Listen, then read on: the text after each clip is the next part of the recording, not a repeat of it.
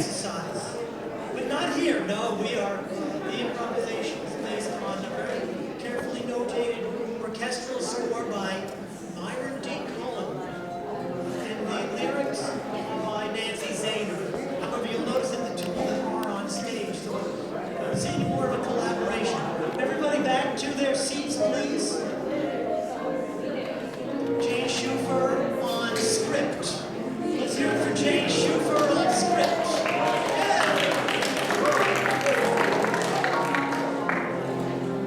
Let's hear it for Tyrone Knight. Tyrone Powell is our co-host for our 12th night show, too. We look forward to seeing you all in January. We look forward to seeing you November 1st. We have a few programs coming up with the City Entertainment Committee. We're guiding the future of the legislation through suggestion. We entertain the people who direct our opinions and our issues. When we send legislative recommendations, they are artistic. We all have artistic licenses. We went to school for them. Sometimes if there's certain violations to the artistic license, you get a ticket, but it's amazing how much leeway you have with an artistic license. Okay, so it looks like the cast is there. Everybody is seated and ready to go. So welcome to Act 2 of Ghostwriter. I'm right in front of your camera.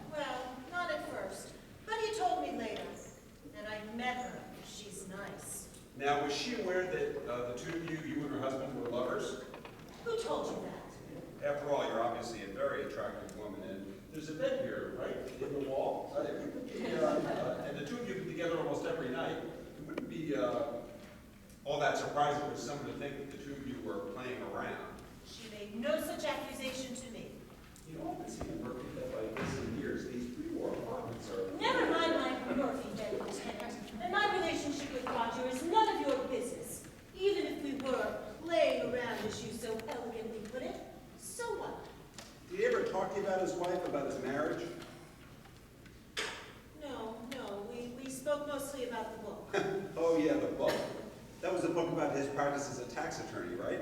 Well, that was the first draft. It's different now. He was the principal tax advisor for Giancarlo Massini. You knew that, didn't you? That's right. Did you ever meet him, Mr. Massini? Yes, I did. He's very impressive in a Sicilian sort of way. Sicilian sort of way? Yes. He reminds me of the Godfather in that movie. Sure, they all practice the law. So where did you meet him? At a social club in Howard Beach. You visited Giancarlo Massini there? Yes, and what's wrong with that? He's very nice, Lieutenant, and so are his two associates. Are they in the book? Well, we can't mention them by name. Of course. And I can't tell you what they said. Oh, don't worry, I can get some tapes from the FBI. Just what do you want with me anyway? I want to give you some free advice, Ms. Manston. You have to remember who you're dealing with here. They're pond scum. They have no respect for human life. If we could put them away, believe me, we would.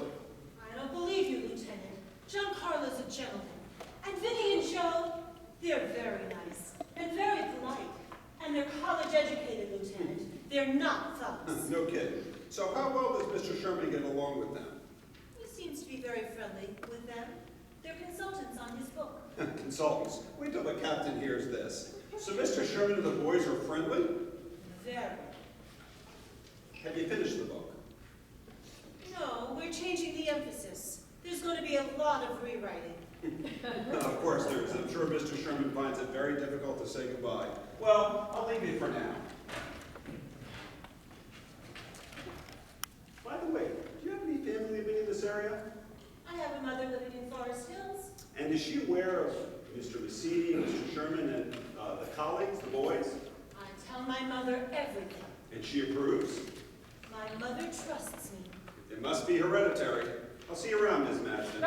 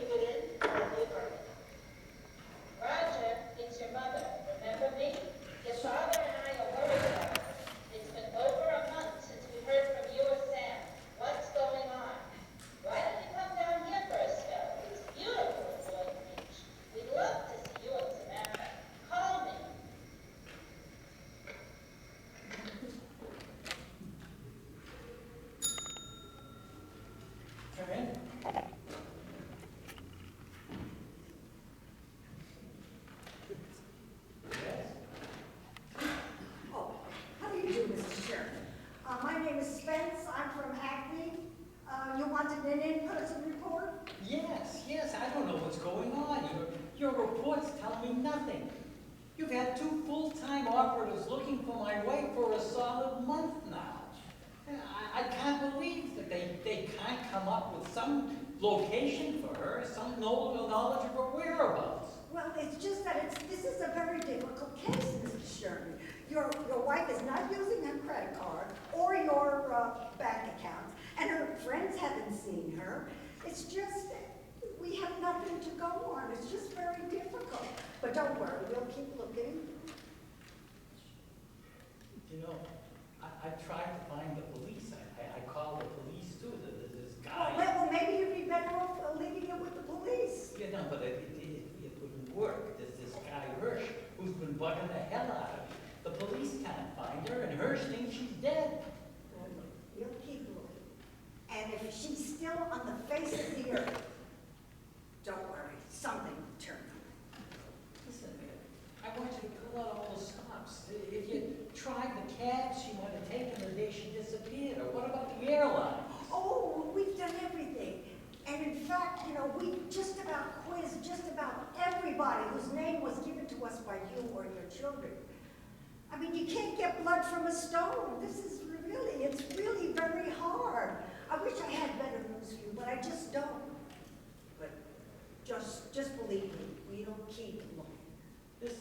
very unsatisfactory. Who's leading the investigation into my wife's disappearance? That would be me. You? That's right. Well, you certainly don't look the part. Tell me, how did a woman like you get into a job like that?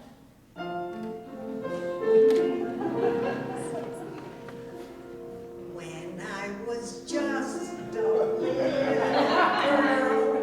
I asked my mother, what will I be? Will I make cookies? Will I pour tea? Here's what she said to me. Que sera, your love of the third degree was torture for Daddy and me. Private eye will be. Other girls love their curls and frills.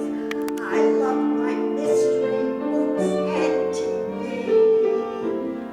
Hercule and Sherlock, Sam's name was king.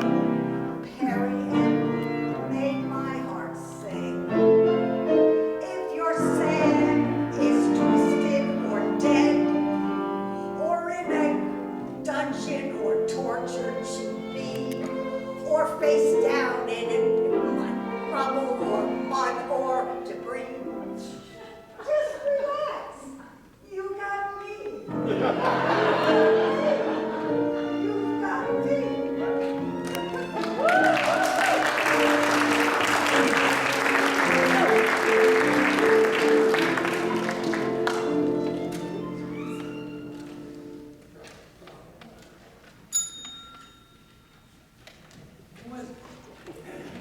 You again? Move in? This is not a laughing matter, sir. Oh, I know that, Lieutenant. Would you care for a drink? No thanks, not while I'm on duty. Have you heard from your wife? No. It's been almost 5 weeks now, Mr. Sherman. Yeah, I'm well aware of that. Your wife seems to have disappeared into thin air. You know, this is your third visit this week. Isn't it a little unusual for someone of your rank to work on a missing persons case, let alone spend so much time on it? There are complicating factors here, sir. You're tactful, but you get your message across. You suspect foul play, is that it, Lieutenant? Well, it's something we have to consider under the circumstances. You mean Miss Manston? She's quite a beauty, Mr. Sherman, and you've been spending an awful lot of time with her. There's nothing between Miss Manston and myself. You wouldn't be the first man to want to slip the marital chains before resigning yourself to a game of checkers. My marital fidelity is none of your concern. You're supposed to be looking for my wife, not treating me like some suspect in a rotten melodrama. I've made no accusation, sir. No, but you've been asking a lot of questions about Miss Manston and focusing on my association with Giancarlo Massini. Believe me, he has nothing to do with my wife's disappearance. I never said he did. What you don't seem to understand is I've been his tax lawyer, nothing else. And the lovely Miss Manston? Well, not that it's any of your concern, but the simple truth is that she's helping me with a book I'm writing, that's all. Now I'll tell one. That's enough. That's enough. Listen, I want you out of my house. Don't come back unless you got a warrant or you've heard about my wife. You know, I've got a bunch of people looking for my wife, an agency, and they'll find her a lot sooner than a bunch of cops with paranoid tendencies. I'm sorry you take that attitude, sir. I'm just doing my job. I don't understand why you just don't believe me. Well, let's see. Your wife's gone missing. You've been hanging around with a beautiful young woman long into the night, and you have a known association with a group of vicious killers. You know, there's nothing to say my wife didn't walk away of her own accord and she'll come back. We don't need a body, you know. If I were you, I'd speak to your former colleagues, your former clients. They'll help you find a good criminal lawyer. I don't want your advice, Lieutenant. Just clear up. Suit yourself. I just have one more question. What is it? What is a Harvard-trained tax lawyer like yourself doing in Howard Beach, representing Giancarlo Massini? Well, if you really want to find out, you'll have to buy a copy of my book.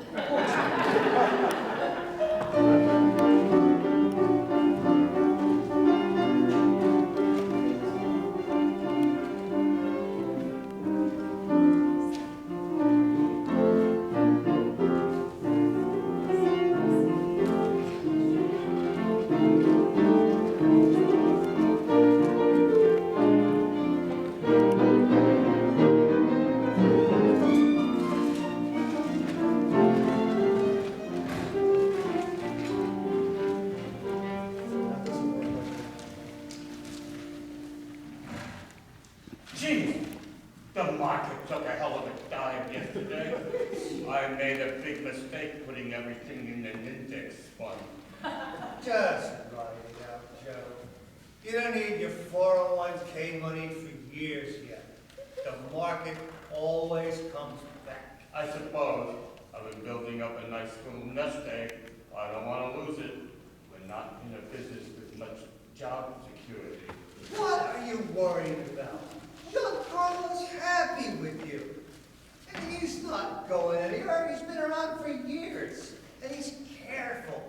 When was the last time you heard his name in the papers? I'm telling you, nobody knows who he is. Except the cops and the bibbies. And without a lot of publicity, they'll never go after him.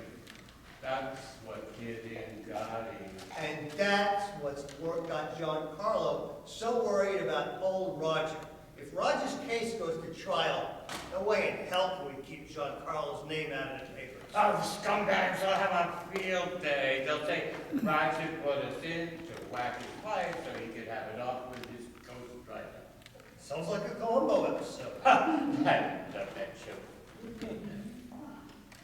Hey, Joe. Look, I need to see Giancarlo. Hey, Raj, we was just talking about you. Any news? No, I hired an agency to find samples. They've come up with nothing so far. But I just had a visit from a policeman who thinks she's dead and is threatening me with an indictment for murder. Now, I thought you needed a body first. What do you call it? A corpus delicti. Nope, that is not true. You can indict and even convict without a body as long as you've got sufficient circumstantial evidence. Saw it on Matlock. You're in trouble, Raj. You don't watch enough television. You spend too much time watching Veronica. Not that there's anything wrong with that. She's one classy tomato. I didn't think anybody really talked like that. Listen, guys, I'm really worried. Can I see Giancarlo? My former partners have absolutely no experience in this area. Sure. Joe, go next door. See if Giancarlo's available. You know, Raj, maybe you ought to let us take over the case. We got connections all up and down the eastern seaboard, you know. Well, the agency's doing nothing. I think that's a good idea. I'll get you some pictures. That sounds good. Here it goes down. Roger, it's good to see you again. I'm delighted you dropped by. We have another little project we could use your assistance on. Oh? Yeah, that's right. I almost forgot, Raj. The Hunters Point project. We found that crematorium on Hunters Point. A crematorium? We're thinking of branching out for a one-stop service. Well, of course, I'll do whatever I can, Giancarlo, but I've come to see you on a problem of my own. You know, my wife has gone missing. I've been visited 3 times this week by a detective who doesn't believe a word I tell him. He says, just look at Veronica. There isn't a man in the force who wouldn't think of trading up. He doesn't believe that Samantha is alive. And he's threatening me with an indictment, and I need help. And I've come to you. Well, what have you told him about our association? Nothing. I still rely on the attorney-client privilege. It still works in this country unless you're President Clinton. I'm glad to hear that, Roger. But I can see you need the services of a lawyer who has some familiarity with the workings of the criminal law. That's right. That's why I've come here. My clients, my former partners are useless. They can't even fix a traffic ticket, let alone defend me on a charge of homicide. Tell me, Roger, do you think your wife is dead? I don't know what to think, Giancarlo. We were married over 40 years. I can't believe she just up and leave without even talking to me first. Well, why don't you go on up to my office? I have a good criminal lawyer. He's there now, and he'll take care of your problems. Thank you, Giancarlo. I knew I could depend on you. Where are you going to get him, boss? Eddie Marischelli. Eddie! Jeez, I wouldn't hire him on a rap, but jaywalking. He's never even tried a felony case. We use him for misdemeanor pleas. Giancarlo want him. He's loyal, Vinny. He takes orders, just like you. He'll see to it that we're kept out of the trial. What about Roger? Roger is becoming quite troublesome. First a book, now a trial. Roger's retired. He said so himself. He can't help us anymore. But he could hurt us. Eddie will see to it that he doesn't. And if Eddie is unsuccessful? And I'll look to you and Joe.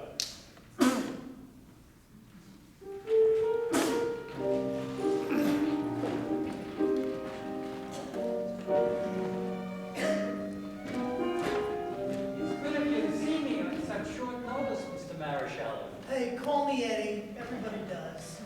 It's always delighted to offer my services to any associate of John Carlo in need of legal assistance. Well, how come we meet here and not in Giancarlo's suite? We're here because I don't like to do business there. The mics pick up too much. The lights? They even bug the toilets. Well, look, I don't know much about criminal law, but Giancarlo says I can depend on you. My wife's gone missing and the police suspect me. Yeah, he told me a little about your problem. The best advice I can give you is to keep your mouth shut tight. Yeah, but won't that make the police suspect me even more? So what? They want to talk to you, have them call me. You know, I don't understand why they want to indict me for murder. This is just a missing persons case. Come on, counselor, they wouldn't be on your tail if that's all there was. You were seeing somebody, weren't you? Well, it was just an infatuation. It wasn't serious. I believe you. You know, I love my wife. We were having a few problems, but we weren't fighting. I didn't think she even knew about the girl. And she would never walk away without talking to me first. I think something's happened to her. After all these years you've been hitched, she'll come back. If she's alive. And don't worry about the cops, they got nothing. They got no case, and they know it. Well, what do you mean? They never convince a DA to prosecute. All they got is an unexplained absence and a gal you've been stooping. They're just after you because what's your association with John Carlo. They must know you've been doing his taxes for years and know plenty about the business. You mean all I have to do is drop a few crumbs and I'm out of the woods? You do that, pal, and you jump from the frying pan. Wait a minute. Who are you representing me? I'm just looking at the big picture. You want to get out of this without a visit to the slammer, right? Right. And you want to live to see your grandchildren grow up.